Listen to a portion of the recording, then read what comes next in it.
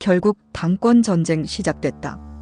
정청래, 김민석 첫 정면 충돌. 민주당 전당대회를 앞두고 정치권이 술렁이고 있습니다. 그런데 가장 관심을 끄는 장면은 따로 있었습니다. 동일한 행사장, 동일한 무대, 동일한 목표를 이야기했지만 분위기는 전혀 달랐습니다. 도대체 민주당에서는 무슨 일이 벌어지고 있는 걸까요? 그리고 국민의힘 장동혁 대표는 왜 또다시 논란의 중심에 선 걸까요? 정치권의 시선이 한 곳으로 쏠리고 있습니다. 민주당은 6월 3일 지방선거 당선자 워크숍을 열었습니다. 행사 자체보다 더 주목받은 것은 참석자였습니다. 정청래 대표와 김민석 국무총리가 한자리의 모습을 드러냈기 때문입니다. 두 사람 모두 차기 당권주자로 거론되는 인물입니다. 특히 오는 8월 전당대회를 앞두고 있어 발언 하나하나에 관심이 집중됐습니다. 먼저 마이크를 잡은 사람은 정청래 대표였습니다. 정 대표는 지방선거 당선자들에게 중요한 메시지를 던졌습니다. 이재명 정부의 성공을 위해 지방정부가 힘을 모아야 한다는 내용이었습니다. 또 유럽 순방 성과를 언급하며 이재명 대통령을 세계적 지도자라고 평가했습니다. 주목할 부분은 발언 수위였습니다. 최근까지 강한 메시지를 내던 모습과 비교하면 상당히 톤을 낮춘 모습이었습니다. 왜 그랬을까요? 정치권에서는 최근 제기된 당권 경쟁 과열 우려를 의식한 것 아니냐는 해석이 나옵니다. 당내 갈등 이미지를 최소화하려는 의도라는 분석도 있습니다. 그런데 분위기가 달라진 것은 바로 다음 순서였습니다. 김민석 국무총리가 연단에 오르면서입니다. 김 총리는 이번 지방선거 결과를 언급했습니다. 그리고 의미심장한 말을 남겼습니다. 이번 선거 결과가 100% 만족스러운 수준은 아니었다고 평가한 것입니다. 정치권에서는 이 발언이 단순한 선거 평가를 넘어선 메시지라고 보고 있습니다. 왜냐하면 이번 선거를 총괄 지휘한 인물이 정청래 대표였기 때문입니다.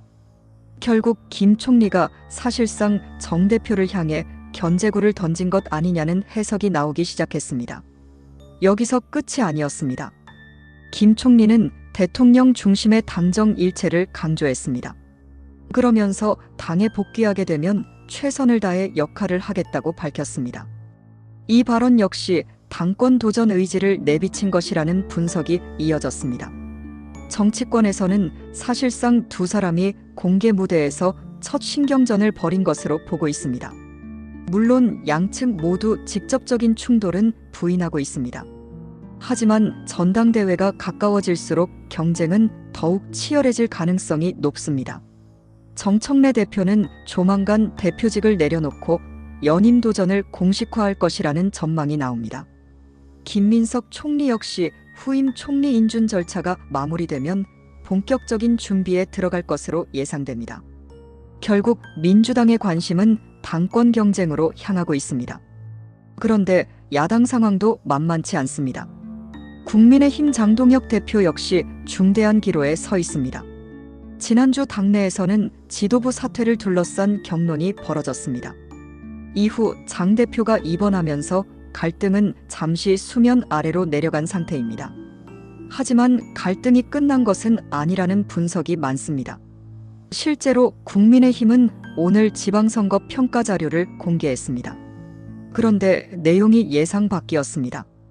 현재 선거 결과보다는 과거 선거와 비교해 성과를 강조하는 내용이 중심이었기 때문입니다. 일부에서는 이를 두고 자화자찬이라는 비판도 나왔습니다.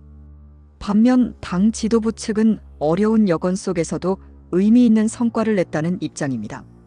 특히 정치권에서는 장 대표가 당권 장악을 위한 사전 작업에 들어간 것 아니냐는 관측도 제기됩니다.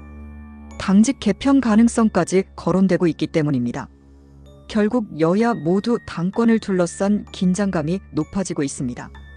민주당은 정청래와 김민석의 경쟁 구도, 국민의힘은 장동혁 체제 유지 여부, 정치권의 핵심 변수들이 동시에 움직이고 있는 것입니다. 과연 민주당 차기 당대표는 누가 될까요? 김민석 총리의 견제가 본격적인 당권 경쟁의 신호탄이 될까요? 장동혁 대표는 사퇴 압박을 넘어설 수 있을까요? 정치권의 다음 장면에 관심이 집중되고 있습니다. 여러분들은 어떻게 생각하시나요? 댓글로 남겨주세요. 구독하면 가장 빠르게 실시간 이슈를 받을 수 있습니다.